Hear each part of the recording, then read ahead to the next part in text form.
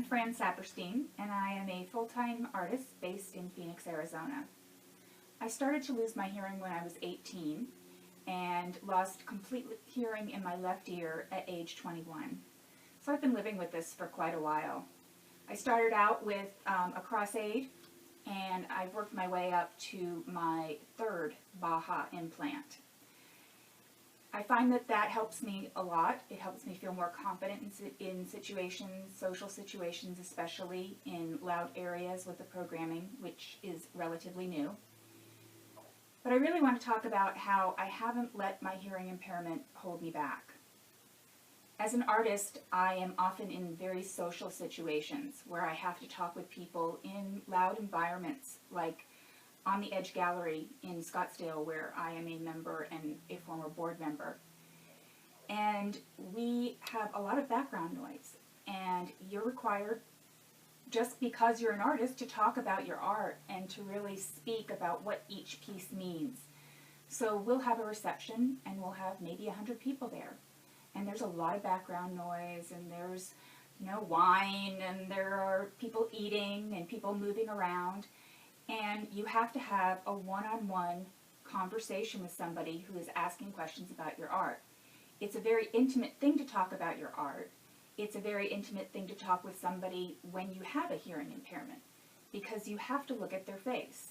And so for me, it has been sort of a natural progression to learn to speak in those situations where I am trying to explain to someone what is in my heart that comes out in my art, and really trying to connect with them.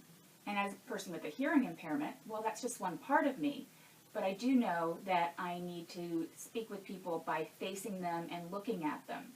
Whether they are hearing impaired or not, I know that I need the lip reading to supplement the hearing, and that helps me a lot.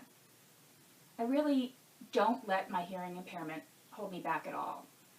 My husband and I do a lot of date nights, and so we spend time going out on Saturday nights, and we'll be in noisy restaurants. And with the way that the hearing appliances are these days, there's usually a noise program that shuts things out behind me, so I can actually pay attention to my date, my husband. As an artist, one of the things that I do is I also sell my work online and spend a lot of time doing marketing. And that's something that's really easy to do with or without a hearing impairment. It really just requires concentration. And I find that with the internet, really there is no end to someone's ability to be employed, self-employed in my case. It really allows me to sell my art and copies of my art online without any problem, and to have a successful art career.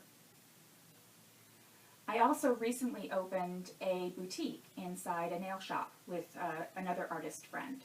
It's just less than 800 square feet, and small, but my silk scarves are painted and hang there, as well as my hand-painted handbags. So just opportunities come, and I encourage everyone to look at those opportunities, and if it fits in your life and it fits in your personal goals, go for it. A hearing impairment shouldn't hold you back from anything. It certainly hasn't held me back.